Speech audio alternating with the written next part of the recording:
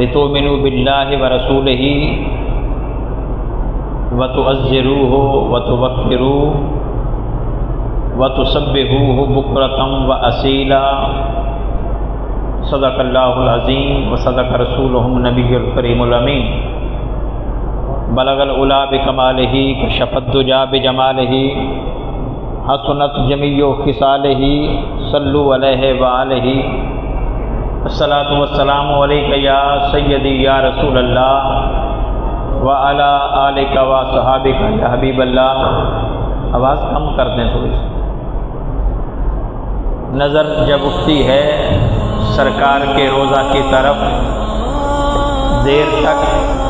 دل کے دھڑکنے کی صدا آتی ہے، یہ کرم ان کا ہے، یہ عطا ان کی ہے، ورنہ کس کو توصیف پیغمبر کی ادا آتی ہے۔ اور لب پہ جو تیرا نام آتا ہے وہی ایک لمحہ کام آتا ہے، اور فرش پر تیرے ذکر کے صدقے عرشیوں کا بھی سلام آتا ہے۔ حمد و ثنا کے بعد اس رب العزت کا شکر ادا کرتے ہیں جس نے حضور نبی مکرم صلی اللہ علیہ وآلہ وسلم کی صورت میں ہمیں نعمت عظمیٰ سے نوازا ہے۔ یہ ماہ میلاد مصطفیٰ کا ہے، یہ دن ذکر مصطفیٰ کے ہیں، بلکہ یہ زمانہ میرے مصطفیٰ کا ہے۔ آج کی اس جمعہ کی گفتگو کے موقع پر میں قرآن و احادیث کی روشنی میں حضور نبی مکرم صلی اللہ علیہ وآلہ وسلم کی عظمت کے حوالے سے چند باتیں آپ کے گوش گزار کروں گا۔ دعا ہے اللہ جل مجدہ ذکر نبی کا صدقہ ادب نبی عطا فرمائے، معرفت نبی عطا فرمائے، معیت صحبت نبی عطا فرمائے، اور حضور نبی مکرم صلی اللہ علیہ وآلہ وسلم کے نقش قدم پہ چلنے کی توفیق عطا فرمائے۔ سورہ الفتح پارہ نمبر 26 آیت نمبر 9۔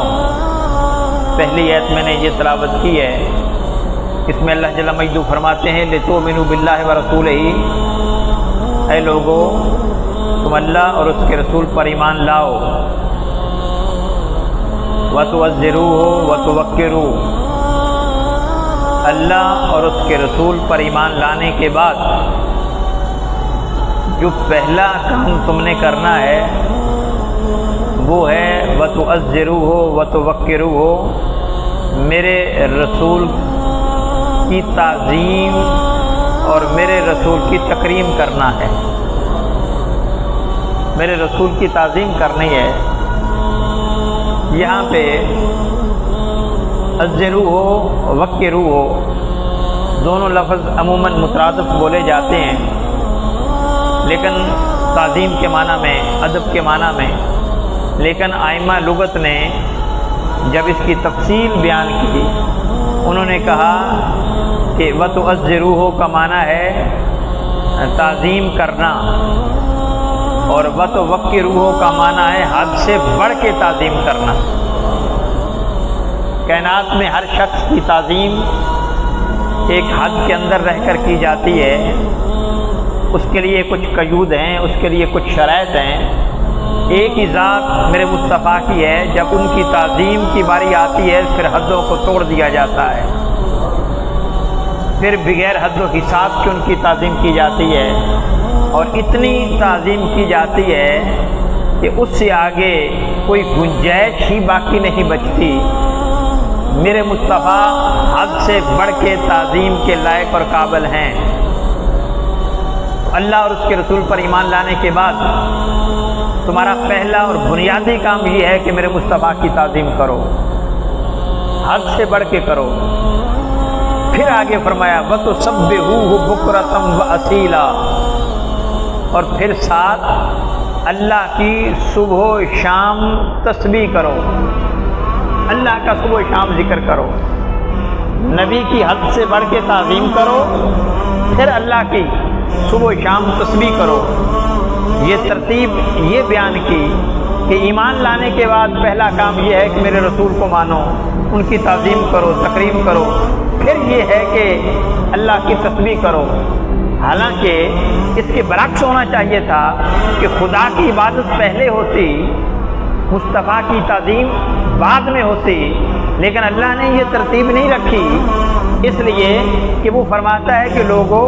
میں دیکھنا چاہتا ہوں، میں جاننا چاہتا ہوں کہ جس نبی کے صدقے تمہیں ایمان کی دولت ملی ہے، جس نبی کے صدقے تمہیں عزت ملی ہے، جس نبی کے صدقے تمہیں شان ملی ہے، جس نبی کے صدقے تم ظلمت کی گہرائیوں سے نور کی بلندیوں کی طرف سفر کر رہے ہو، اور جس نبی کے صدقے تم دوزخ کے عمیق گڑھوں سے گرنے سے بچ رہے ہو، میں دیکھنا چاہتا ہوں کہ جس نبی کے تم پر اتنے احسان ہے، کیا اس کی تعظیم اور اس کی تعریف کرنے کے لیے تیار ہو؟ اگر تو اس کی تعظیم کرو گے، اس کا ادب کرو گے، اس کی معرفت کر رکھو گے، پھر میں اپنی عبادت اپنی بارگاہ میں قبول کروں گا۔ لیکن جو ادب مصطفیٰ کے بغیر میری تسبیح کرے، چاہے صبح کرے، چاہے شام کرے، چاہے دن کو کرے، چاہے رات کرے، اور میں دیکھوں گا اگر میری تعظیم اور میرے تسبیح اور میرے ذکر میں مصطفیٰ کا ادب نہ ہو، میں اپنی تسبیح بھی اپنی بارگاہ میں قبول نہیں کروں گا۔ میں اپنی عبادت اپنی بارگاہ میں قبول تبھی کروں گا جب میرے مصطفیٰ کے ادب سے ہو کر آئے گی۔ عبادت خدا ادب مصطفیٰ سے گزر کے آئے تو خدا قبول کرتا ہے۔ عبادت خدا ادب مصطفیٰ کے بغیر خدا کی بارگاہ میں قبول نہیں ہے۔ اس لیے فرمایا کہ لوگوں ایمان لانے کے بعد پہلا کام یہ ہے وَتُعَزِّرُوهُ وَتُوَقِّرُوهُ، میرے مصطفیٰ کی تعظیم کرو اور حد سے بڑھ کے کرو، پھر وَتُسَبِّحُوهُ بُكْرَةً وَأَصِيلًا، پھر صبح شام اللہ کی تسبیح کرو، اللہ کا ذکر کرو۔ تو یہ بتانا مقصود تھا کہ خدا کی نظر میں، خدا کے نزدیک مصطفیٰ کی اہمیت اتنی زیادہ ہے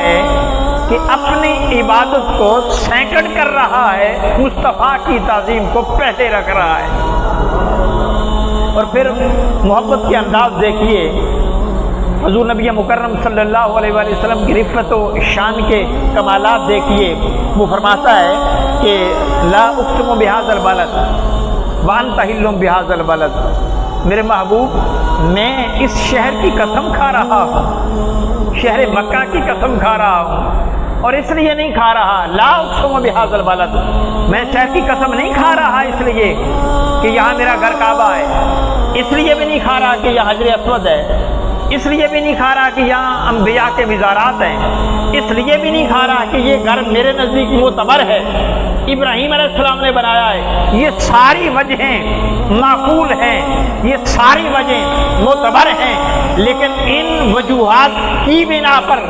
میں اس شہر کی قسم نہیں کھا رہا۔ مولا پھر کیوں کھا رہا ہے؟ فرماتا انت حل بہذا البلد، محبوب اس لیے کھا رہا ہوں کہ تو ان شہر کی گلیوں میں خراب ناز کرتا ہے، تیرے قدم لگتے ہیں۔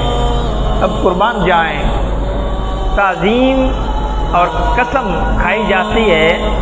جو بلند چیز ہو، جو بڑی چیز ہو۔ ہم قسم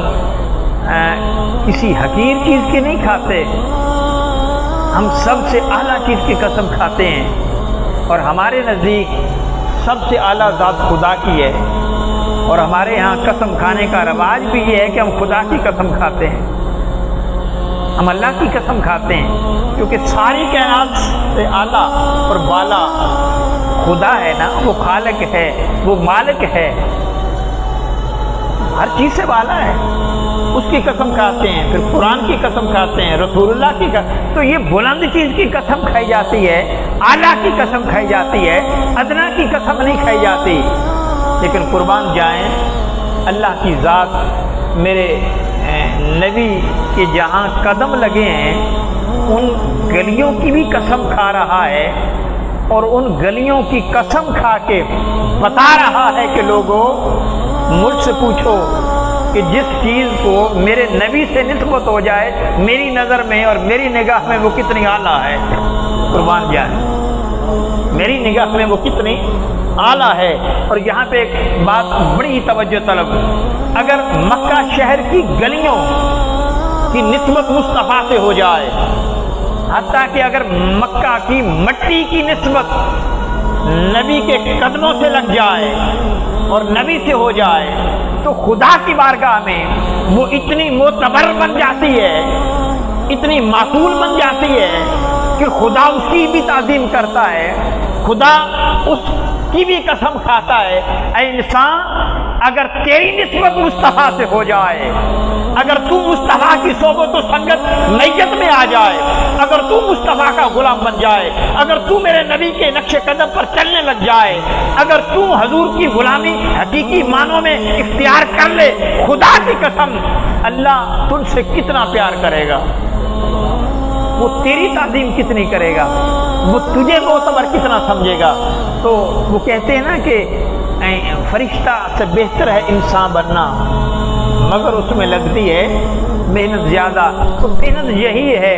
کہ حضور کی غلامی کا پٹا گلے میں ڈال دیا جائے۔ قل ان کنتم تحبون اللہ فاتبعونی یحببکم اللہ، میرے محبوب میرے بندوں کو میرا پیغام دے دے، میرے بندوں کو میرا پیغام دے دے۔ مولا کیا؟ ان کنتم تحبون اللہ فاتبعونی یحببکم اللہ، کہ اگر تمہاری منشا ہے، اگر تمہاری خواہش ہے، اگر تم زندگی کا مقصد یہ بنانا چاہتے ہو کہ اللہ کی محبت حاصل کر لیں، اللہ سے محبت کرنے لگ جائیں، پھر اس کا طریقہ کیا ہے؟ ایک ہی طریقہ ہے کہ فاتبعونی، میری اتباع میں آ جاؤ، میری غلامی میں آ جاؤ، میرے نقش قدم پہ چلنے لگ جاؤ، مجھ سے نسبت پختہ کر لو، میرا عشق دل میں بسا لو، میری محبت دل میں بسا لو۔ اگر میری غلامی، میری محبت، میری میت، میری صحبت، میری سنگت اور میری نسبت پختہ ہو جائے گی، پھر کیا ملے گا؟ یحببکم اللہ، پھر تمہیں خدا سے محبت کی ضرورت نہیں رہے گی، میرا خدا خود تم سے محبت کرنے لگ جائے گا، پھر خدا تم سے خود محبت کرے گا۔ قل ان کنتم تحبون اللہ، پہلے کہا کہ اگر تم یہ چاہتے ہو کہ ہم اللہ سے محبت کرنے والے بن جائیں، ڈیمانڈ کیا تھی؟ کہ ہم اللہ سے محبت کرنے والے بن جائیں، تو کیا طریقہ ہے؟ فاتبعونی، میرے مصطفیٰ کے غلام بن جاؤ، پھر یہ مسئلہ نہیں رہے گا کہ تم محبت کرنے والے بنے ہو یا نہیں بنے، یحببکم اللہ، اللہ پھر تم سے خود محبت کرے گا، اللہ خود محبت کرے گا۔ اور جس سے خدا محبت کرے اس کی عظمت کا کیا کہنا، اس کی شان کیا کیا کہنا۔ پھر جب اللہ محبت کرتا ہے نا اپنے بندے سے، پھر وہ کہتا ہے اے میرے بندے، جب مجھے تجھ سے محبت ہوتی ہے، جب مجھے تجھ سے محبت ہوتی ہے، پھر میں تمہیں اپنے قریب کرتا ہوں، پھر تمہیں اپنے قریب کرتا ہوں، اور پھر اتنا قریب کرتا ہوں کہ تیرے ہاتھ تیرے ہوتے ہیں، طاقت میری ہوتی ہے، زبان سے تو بولتا ہے، منشا میری ہوتی ہے، تیرے ہاتھ بن جاتا ہوں جیسے تو پکڑتا ہے، تیرے کان بن جاتا ہوں جیسے تو سنتا ہے، تیری آنکھیں بن جاتا ہوں جیسے تو دیکھتا ہے۔ گویا ان سارے اعضاء میں پیچھے قوت اور طاقت میری ہوتی ہے۔ اللہ جل مجدہ اپنے بندے سے پھر اتنا پیار کرتا ہے، اتنا پیار کرتا ہے کہ وہ مسجد نبوی کے ممبر پر خطبہ دے رہا ہو تو ہزاروں میل کے فاصلے سے حضرت ساریہ کو پکارے تو حضرت ساریہ یوں کہتے ہیں کہ مجھے ایسے لگا جیسے فاروق اعظم میرے پیچھے کھڑے ہو کر مجھے ہدایات دے رہے ہیں۔ پھر فاصلے مٹ جاتے ہیں، پھر دوریاں ختم ہو جاتی ہیں، پھر اللہ جو چاہتا ہے جب چاہتا ہے اپنے بندے کے ہاتھوں سے کروا لیتا ہے۔ یہ اصل فلسفہ ہے کرامت کا، یہ فلسفہ ہے معجزے کا کہ اللہ کی طاقت ہوتی ہے، پھر اس بندے کا ذاتی کمال نہیں ہوتا، پھر خدا کا عطائی کمال ہوتا ہے۔ اس کا کمال ذاتی یہی ہے کہ وہ حضور کی غلامی میں آ جائے۔ اگر حضور کی غلامی میں آ گیا اب اس کا کام ختم ہو گیا، اب اللہ کا کام ہے کہ وہ اپنے بندے کو پھر کتنی عزت دیتا ہے، پھر کتنا مقام دیتا ہے۔ اور پھر فرمایا اب اس میرے محبوب کی عظمت کا تمہیں کیا اندازہ ہے کہ میں نے اس کو کتنا پیار سے رکھا ہوا ہے۔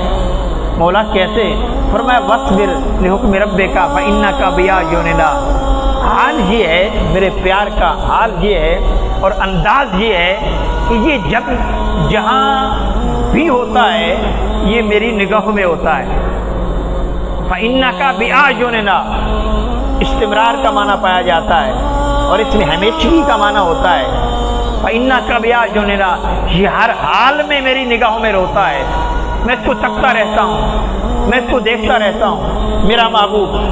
وہ سوتا ہو پھر بھی میری نگاہ میں ہے، وہ جاگتا ہو پھر بھی میری نگاہ میں ہے،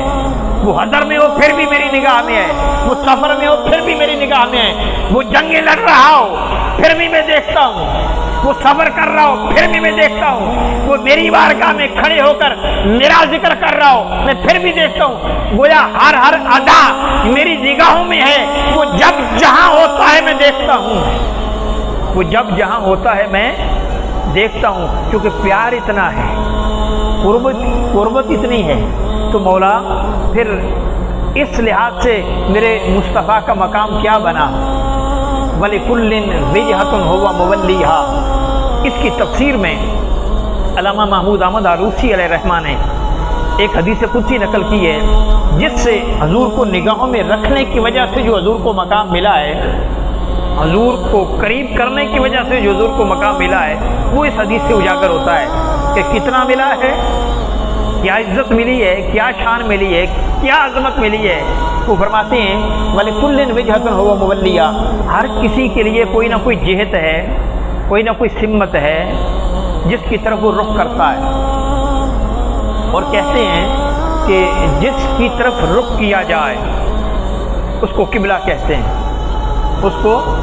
قبلہ کہتے ہیں۔ قبلے کی تعریف ہی یہ ہے کہ جس کی طرف رخ کیا جائے۔ ہم جب نماز پڑھتے ہیں اور منہ طرف خانہ کعبہ شریف یہ کہتے ہیں تو ہم منہ طرف قبلہ شریف بھی کہہ دیتے ہیں، حالانکہ اس کا نام قبلہ نہیں، اس کا نام کعبہ ہے۔ قبلہ اس لیے کہتے ہیں کہ ہم اس کی طرف رخ کر رہے ہوتے ہیں، تو جس کی طرف رخ کیا جائے اس کو قبلہ کہتے ہیں، جس کی طرف توجہ کی جائے اس کو قبلہ کہتے ہیں، جس کو نگاہ میں رکھا جائے اس کو قبلہ کہتے ہیں، جو دھیان کا مرکز ٹھہرے،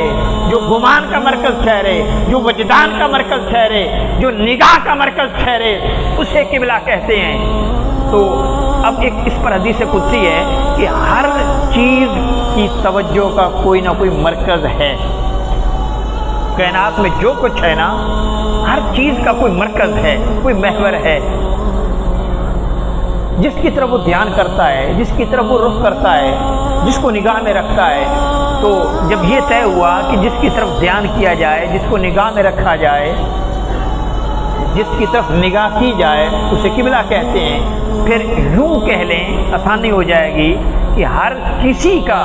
کوئی نہ کوئی قبلہ ہے، کیونکہ قبلہ کہتے ہیں جس کو نگاہ میں رکھا جائے، جو مرکز ہو تمہاری توجہ کا، تمہارے خیال کا، تمہارے دھیان کا، اس کو قبلہ کہتے ہیں۔ تو یوں کہہ لیں کہ پھر ہر کسی کا کوئی نہ کوئی قبلہ ہے۔ وہ فرماتے ہیں کہ اللہ نے فرمایا فَقِبْلَةُ الْمُقَرَّبِينَ الْعَرْشِ، کہ ہر کسی کا قبلہ ہے، مقربین کا عرش ہے، وَالرُّوحَانِيِّينَ الْكُرْسِي، روحانیوں کا قبلہ کرسی ہے، وَالْقَرُّبِينَ بیت المعمور، آسمانی مخلوق کا قبلہ بیت المعمور ہے، فَقِبْلَةُ الْأَنْبِيَاء بیت المقدس، انبیاء کا قبلہ بیت المقدس ہے، فَقِبْلَةُ کا محبوب تیرا قبلہ الکعبہ، یہ کعبہ ہے، تیرا قبلہ یہ کعبہ ہے، یہ حضور کا قبلہ کعبہ خصوصیت کے ساتھ بنایا ہے، ورنہ پہلے انبیاء کا قبلہ بیت المقدس تھا، اور حضور نبی مکرم صلی اللہ علیہ وآلہ وسلم کو بھی بیت المقدس کی طرف ہی منہ کر کے نماز پڑھنے کا حکم تھا، آپ ادھر ہی منہ کر کے نماز پڑھتے تھے، لیکن آپ کی وش تھی، آپ کی خواہش تھی اور شدید خواہش تھی کہ میرے لیے قبلہ بدل دیا جائے، میرا قبلہ کعبہ بنا دیا جائے، یہ میرے دادا نے بنایا تھا، ابراہیم علیہ السلام کے ہاتھوں سے یہ تعمیر ہوا تھا، یہ اسماعیل علیہ السلام نے بنایا تھا، محبت اس قبلہ سے تھی، آپ یہ چاہتے تھے کہ یہ قبلہ بن جائے، لیکن اللہ کا قانون، اللہ کا دستور یہی تھا کہ اس نے ہر نبی کے لیے وہ قبلہ مقرر کیا ہوا تھا، لیکن جب نبی مکرم کی خواہش شدید ہوتی چلی گئی اور اتنی شدت اختیار کر گئی کہ حضور نماز کی حالت میں بھی ایک دن خدا کی بارگاہ کی طرف نگاہ اٹھا کر دل سے التجا کر رہے ہیں کہ مولا ایسا نہیں ہو سکتا کہ میرے لیے قبلہ یہ بنا دیا جائے۔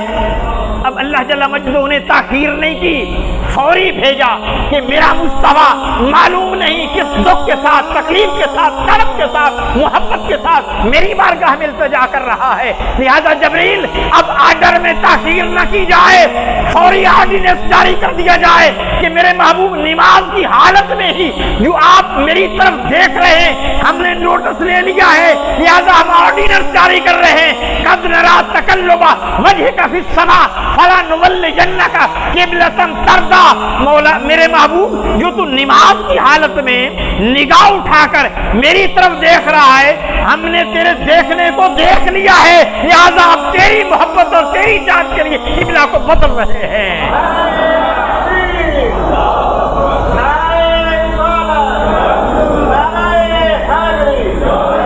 حالانکہ تاخیر ہو سکتی تھی،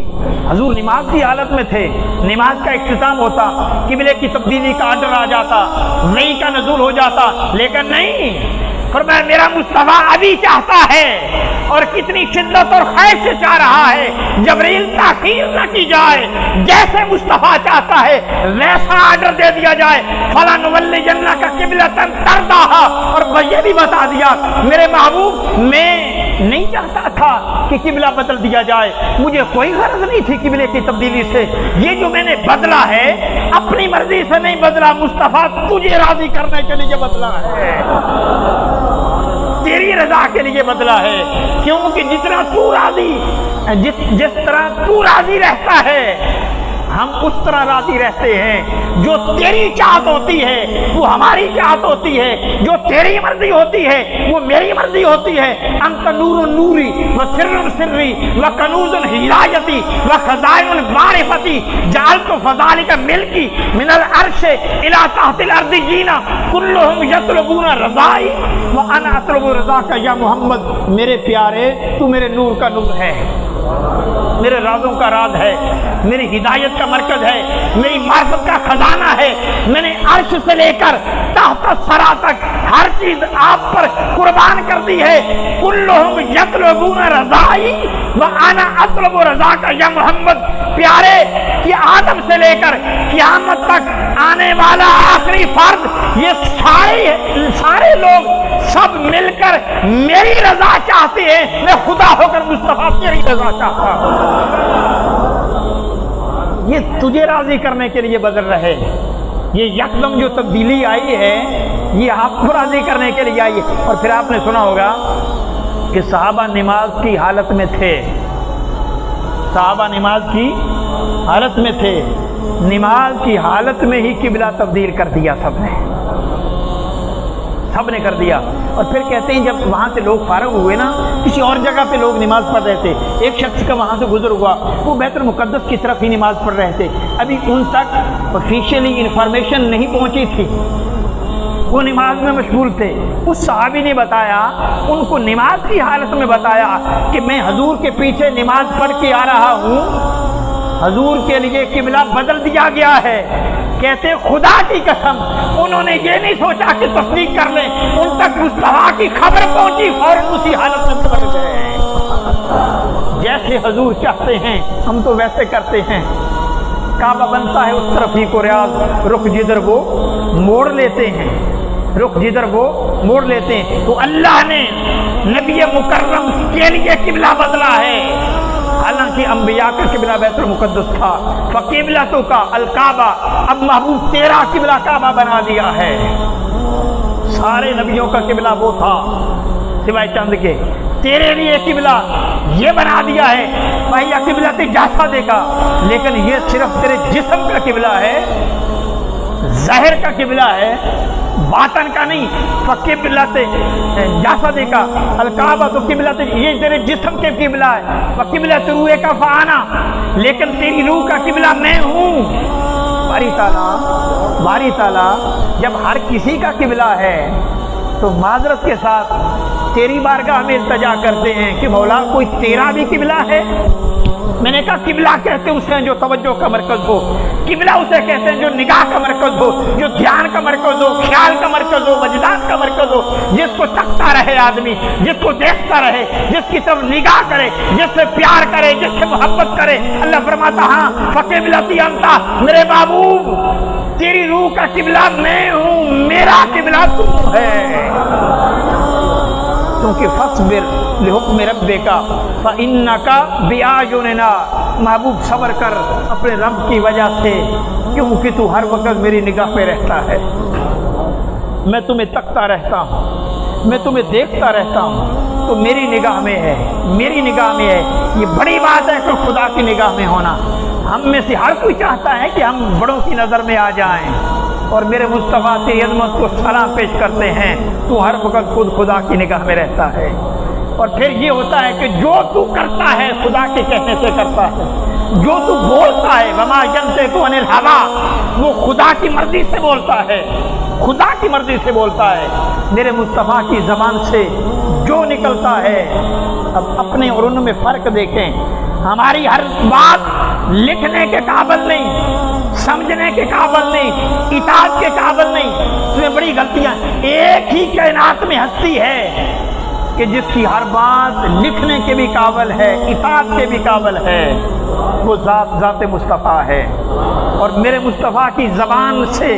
دو ہی چیزیں نکلتی ہیں، یا قرآن نکلتا ہے یا حدیث نکلتی ہے۔ میرے آقا کی زبان سے جو نکلے اس کا سٹیٹس یہ ہے کہ وہ قرآن بنتا ہے یا حدیث بنتی ہے۔ ارے ایک ہی ہستی ہے جن کا ہر جملہ لکھا ہوا ہے کائنات انسانی میں، خدا کی قسم یہ عزت، یہ مقام، یہ رفعت، یہ شان کسی کو نہیں ملی جس کا ہر جملہ لکھنے کے قابل ہو۔ مصطفیٰ تجھے سلام ہے، تیرا ہر جملہ لکھنے کے قابل ہے، تیرا ہر جملہ اطاعت کے قابل ہے۔ میں یطع الرسول فقط اطاع اللہ۔ پھر اللہ نے مسئلہ حل کر دیا، لوگوں میرے مصطفیٰ کی جانب جاؤ، جس نے مصطفیٰ کی اطاعت کر لی گویا اس نے خدا کی اطاعت کر لی، جس نے مصطفیٰ کی اطاعت کر لی اس نے گویا خدا کی اطاعت کر لی۔ بس تم ذات خدا سے نہ جدا ہو نہ خدا ہو، اللہ ہی تو معلوم ہے کیا جانیے کیا ہو، بخدا خدا کا یہی ہے در، نہیں اور کوئی مفر مکر، جو وہاں سے ہو یہی آ کے ہو، جو یہاں نہیں سو وہاں نہیں۔ دعا ہے اللہ جل مجدہ ہمیں حضور کی محبت عطا فرمائے۔